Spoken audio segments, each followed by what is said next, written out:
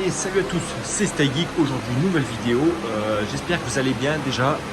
Donc voilà, ça fait plaisir. On se retrouve en ce lundi pour une petite vidéo où je vais présenter du coup les OC, les overclocks de mes cartes graphiques.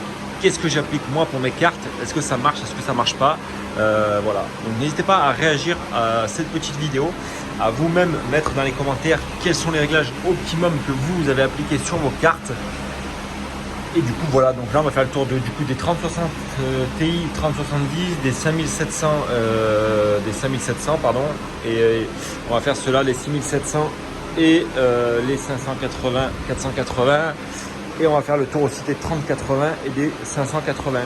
Donc vous voyez, donc là on a un bon rig, hein. Donc pour ceux qui me demandent, vous voyez, on a beau mélanger, pardonnez-moi, AMD et Nvidia, les rigs marchent très bien, il y a vraiment zéro souci pour ça.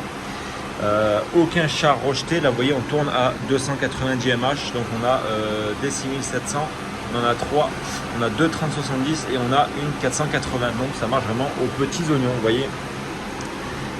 La 480 du coup elle est à 31023 mH pour une conso de 73 watts avec les ventilos à 80, parce que du coup ça se chauffe énormément. C'est pas celle-ci, pardon, c'est celle qui est là-bas. Donc on ouvre la boîte, c'est celle qui est là, tout à droite. Là on est 6700 et 3070.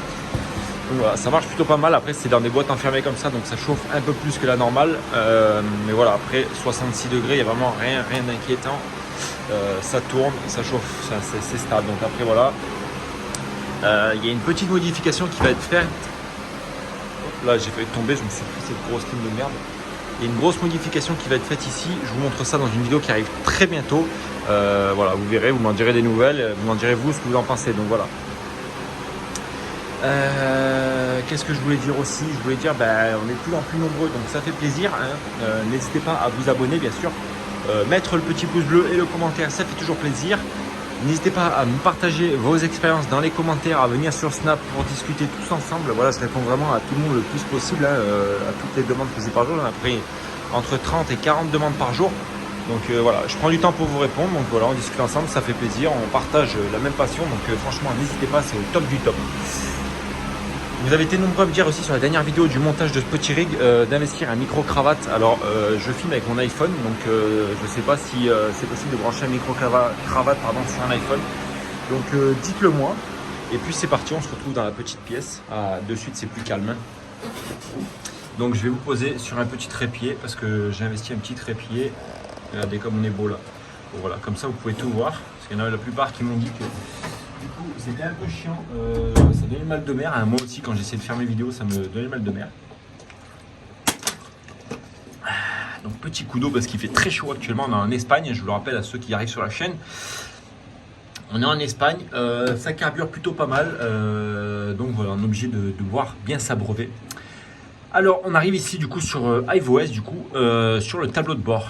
Alors du coup moi c'est la ferme de Péto, parce que pour ceux qui me connaissent sur Snap, mon surnom c'est Péto.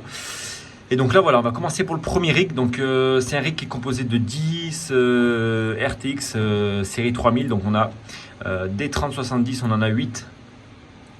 Vous voyez, et on a deux 3060 Ti qui se trouvent ici et là. Alors j'ai dû... Donc c'est parti, on reprend la petite vidéo. Ça a coupé parce que du coup l'iPhone avec lequel je filme c'est un iPhone 12 Pro Max. Et avec la chaleur, à savoir qu'il fait tellement chaud qu'on est en Espagne, que du coup l'iPhone il s'est arrêté parce que du coup voilà, il faisait très chaud. Donc je vais fermer cette petite fenêtre.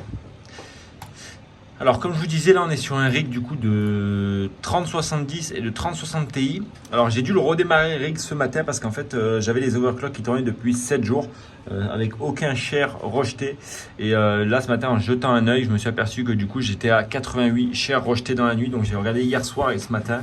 Et ce matin du coup j'ai dû redémarrer rig parce que j'étais plus à 100%, j'étais tout juste à 86% de shares rejetés validés, donc j'ai préféré rebaisser les overclocks, hein. Donc là voilà, du coup j'overclock mes 3060 Ti exactement comme mes 3070. Donc vous voyez, moins 500 plus 1900 et on tourne à 130 de power limit.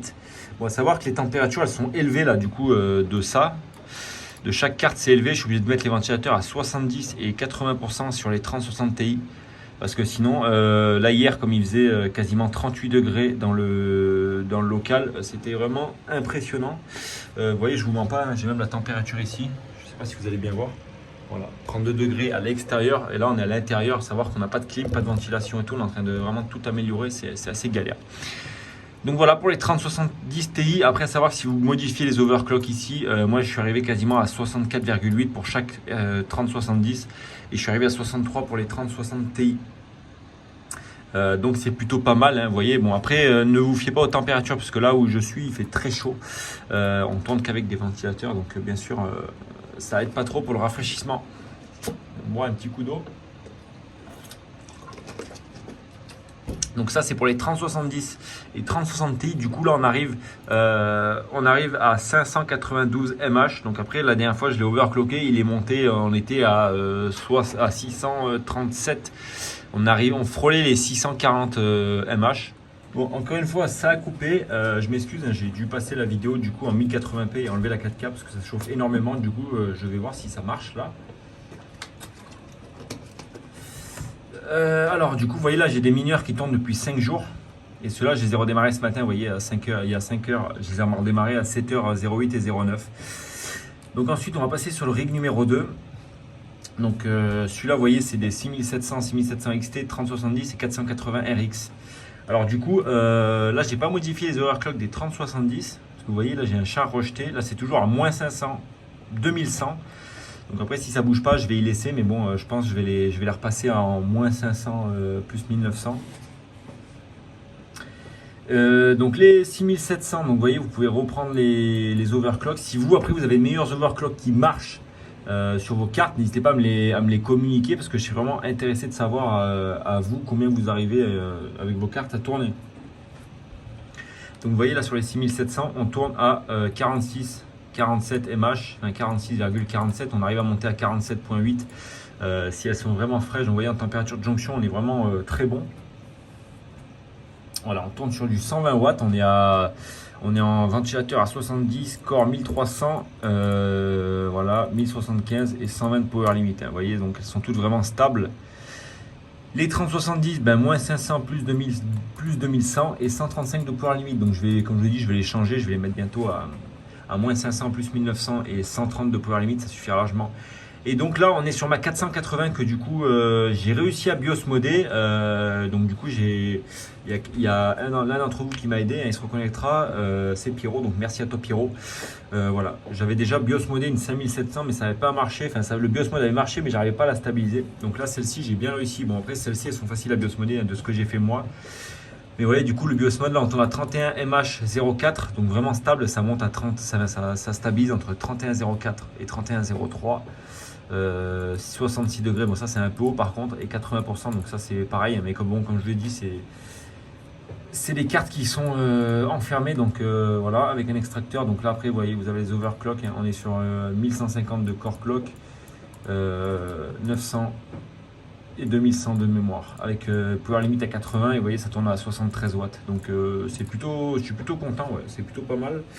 Enfin, voilà, c'est des petites cartes assez amusantes à faire.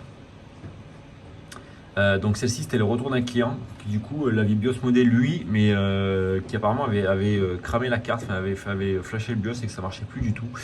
Donc bon ben voilà, je vais voir si ça tourne encore, après je lui renverrai s'il la veut.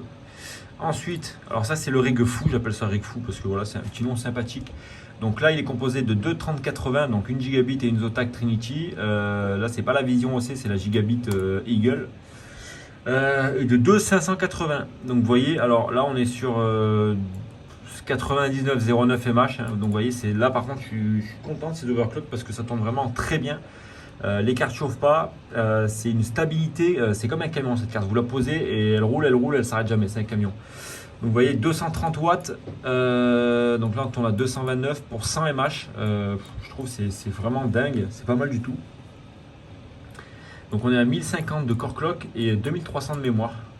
Voilà, rien à dire de plus, ça c'est vraiment excellent. Pour ceux qui savent, le focus vient de se barrer. Voilà, donc c'est vraiment pas mal. Là pareil, mes 580, bon j'ai pas encore le temps de les BIOS modder, donc ça va arriver très bientôt. Ça je vous avais montré sur Snap que j'avais reçu 2 580, il y en a d'autres qui vont arriver, mais voilà, pour le moment je ne sais pas où ça en est. Donc là, vous voyez, on est à 28,51 mH, sans BIOS mode, hein, juste avec un léger overclock. Donc là, on est à 1100 d'overclock et 2000 de mémoire. Bon, je sais que certains d'entre vous vont me dire que les températures sont pas très bonnes. Normalement, c'est des cartes qui tournent à 50 degrés. Ben, moi, figurez-vous qu'il fait tellement chaud que du coup, je ne peux pas les faire tourner à 50 degrés. Mais voilà, comme je dis tout à l'heure, ça arrive très bientôt la modification qu'il va y avoir. Donc du coup, après, les cartes, elles vont toutes être à peu près aux alentours, j'espère, normalement, d'après les calculs, entre 40 et 45 degrés. Donc ça serait le top. Donc vous voyez, elle tourne à 92 watts sans BIOS mode. Et voilà, donc il n'y a rien à dire, je suis plutôt content. Donc ça tourne comme ça depuis 5 jours et des brouettes. Je ne vous ai pas parlé de la consommation, mais là en consommation, vous voyez là pour ce règle-là, un règle qui fait 255 mH, on est sur du 635 watts. Donc il y a moyen d'optimiser encore les 580. Une fois BIOS mode, elle est tombée à 80 watts. Donc on serait aux alentours des 610 watts, 615 watts. Mais bon, déjà c'est très très bien. Bon, et du coup, je vous reprends encore une fois parce que du coup, ça fait que couper, il fait tellement chaud. Donc là, voilà, c'est les rigs qui tournent à. Celui-là, il tourne à 635. Bon, je vous l'ai déjà dit. Maintenant, on va aller voir le dernier. Donc le dernier, c'est 5700. Donc voilà, j'ai pas encore BIOS modé hein, les cartes. Je vais vraiment me lancer, je pense, prochainement. Mais voilà, elle tourne à 109 watts. Il y aurait moyen avec le BIOS mode de les faire tourner à 80 watts. Donc du coup, ça va être fait très très bientôt. Mais vous voyez là, on tourne à 353 mH stable pour 767 watts. Donc si je les BIOS mode à 80 watts, vous imaginez, ça serait fou. Et en température, on est plutôt pas mal. Uniquement la MSI que j'ai là, qui en mémoire jonction, elle chauffe pas mal. Pourtant, c'est une double ventilo, mais bon, elle chauffe pas mal. Bon bah les amis, en tout cas, j'espère que cette petite vidéo sur les overclocks de mes cartes vous a plu. Vous voyez là, je suis à 1.4 GHz. Enfin quasiment 1.5 GHz, si j'overclock bien, on tape les 1.55, enfin les 1.55 GHz pour 3395 watts. Donc je trouve que c'est plutôt correct. Bon bien sûr on n'arrive pas au niveau des ASIC de minage.